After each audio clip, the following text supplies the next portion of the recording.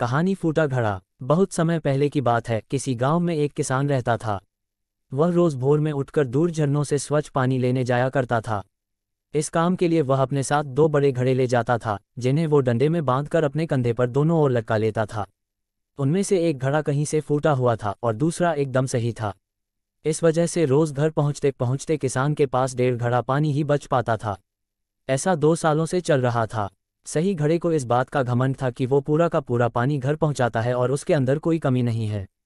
वहीं दूसरी तरफ फूटा घड़ा इस बात से शर्मिंदा रहता था कि वो आधा पानी ही घर तक पहुंचा पाता है और किसान की मेहनत बेकार चली जाती है। फूटा घड़ा ये सब सोचकर बहुत परेशान रहने लगा और एक दिन उससे रहा नहीं गया। उसने किसान से कहा, मैं खुद पर शर्मिंदा हूं और आपसे क्षमा मांगना चाहता हूं। क्यों? किसान ने पूछा, तुम किस बात से शर्मिंदा हो? शायद आप नहीं जानते, पर मैं एक जगह से फूटा हुआ हूं और पिछले 2 सालों से मुझे जितना पानी घर पहुंचाना चाहिए था बस उसका आधा ही पहुंचा पाया हूं। मेरे अंदर ये बहुत बड़ी कमी है और इस वजह से आपकी मेहनत बर्बाद होती रही है। फूटे घड़े ने दुखी होते हुए कहा। किसान को घड़े की बात सुनकर थोड़ा डैक हुआ और वह बोला, कोई बात नहीं, मैं चाहता हूं कि आज लौटते वक्त तुम रास्ते में पड़ने वाले सुंदर फूलों को देखो।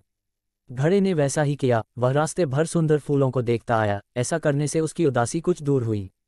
पर घर पहुंचते पहुंचते फिर उसके अंदर से आधा पानी गिर चुका था। वो मायूस हो गया और किसान से क्षमा मांगने लगा। किसान बोला, शायद तुमने ध्यान नहीं दिया, पूरे रास्ते में जितने भी फूल थे वो बस तुम्हारी तरफ ही थे, सही घड़े की तरफ एक भी फूल नहीं था। ऐसा इसलिए क्योंकि मैं हमेशा से तुम्हारे अंदर की कमी को जानता था और मैंने उसका लाभ उठाया। मैंने तुम्हारे तरफ वाले रास्ते पर रंग बिरंगे फूलों के बीज बो दिए थे। तुम रोज थोड़ा थोड़ा करके उन्हें सींचते रहे और पूरे रास्ते को इतना खूबसूरत बना दिया। आज तुम्हारी वजह से ही मैं इन फूलों को भगवान को अर्पित कर पाता हूँ और अपना घर सुंदर बना पाता हूँ। तुम ही सोचो, अगर तुम जैसे हो वैसे नहीं होते तो भला क्या मैं ये सब कुछ कर पाता। दोस्तों, हम सभी के अंदर कोई ना कोई कमी होती है, पर यही कमियां हमें अनोखा बनाती हैं। उस किसान की तरह हमें भी हर किसी को वो जैसा है वैसे ही स्वीकारना चाहिए और उसकी अच्छाई की तरफ ध्यान देना चाहिए। और जब हम ऐसा करेंगे तब फूटा घड़ा भी अच्छे घड़े से मूल्यवान हो जाएगा। दोस्तों, उम्मीद करता हूँ कि आपको ये कहानी अच्छी लगी होगी। अगर कहानी आपको अच्छी लगी तो इस वीडियो को लाइक करें और अपने दोस्तों को शेयर जरूर करें। और ऐसी ही और कहानी सुनने के लिए इस चैनल को सब्सक्राइब जरूर करें।